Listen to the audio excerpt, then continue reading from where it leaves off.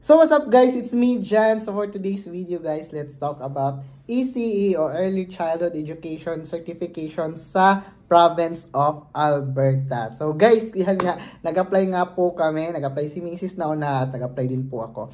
At siya, lumabas na nga po yung result niya at level 1 certification yung naibigay sa kanya. So guys, napakaganda kasi libre lang po, wala pong bayad mga ma'am and sir na mag-apply dito. So level 1 early childhood education certification ang nakuha ni Mrs. Kaya napakaganda, thank God na may nabigyan tayo ng certification na ganun. So guys, napakadali lang po mag-apply. So paano mag-apply? Watch this video, step by step process kung paano mag-apply. Pero disclaimer lang guys, hindi po tayo nagtatrabaho o link sa mga any agencies. Nag-share lang po tayo na videos, DIY sa mga application o teaching job opportunities abroad. So yun guys. So ano-ano nga ba requirements na kailangan mong gawin? Kailangan mo lang may copies ka ng iyong TUR, diploma, credentials at isa-scan mo lang yan in PDF guys in PDF po at mag-apply na po kayo gamit lang po yan. So para level 1 po yan guys, napaka-dali lang po mag-apply. So dapat i-ready po ninyo yan bago po kayo pumunta sa website po nila. So ito po yung step by step kung paano mag-apply ng ECE certification sa Province of Alberta sa Canada. So what's up guys? Ganito lang po mag-apply ng Early Childhood Educator Certification sa Alberta. Punta lang po kayo sa applychildcarecertification.alberta.ca. So, dito po yung website, guys. Napakadali lang pong mag-apply. Click nyo lang po, Get Started. Ayan. Then, dito, dadalhin kayo sa kanilang alberta.ca account. So, kung meron ka ng account, so, syempre, sign in ka lang. Pero kung bago ka, create account lang siya, guys.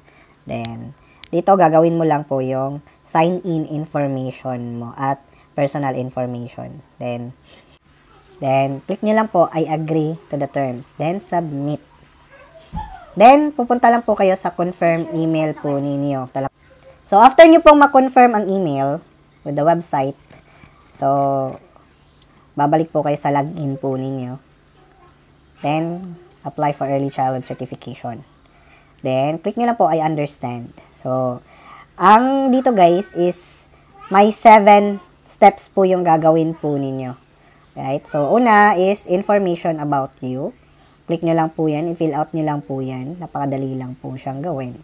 Kaya, sundan nyo na lang po ako.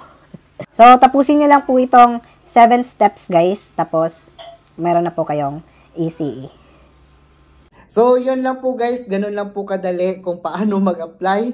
Step by step, gawin nyo lang po yung levels ng nung sa kailangan mo checklist na yun. Tapos, submit. Ayan. At sa last po nun guys is kailangan po ninyo mag-upload nung sinabi ko sa una na mga TOR at diploma po ninyo. At kung meron po kayong IELTS, mas maganda po guys. So, yun.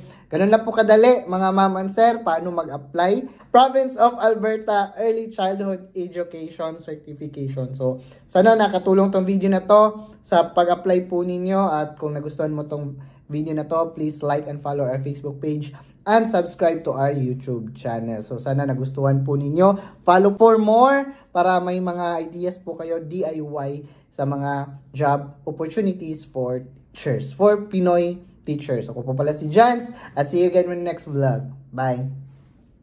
Thank you for watching.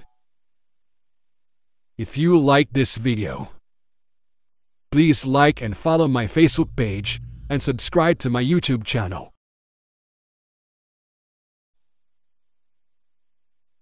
To God be the glory.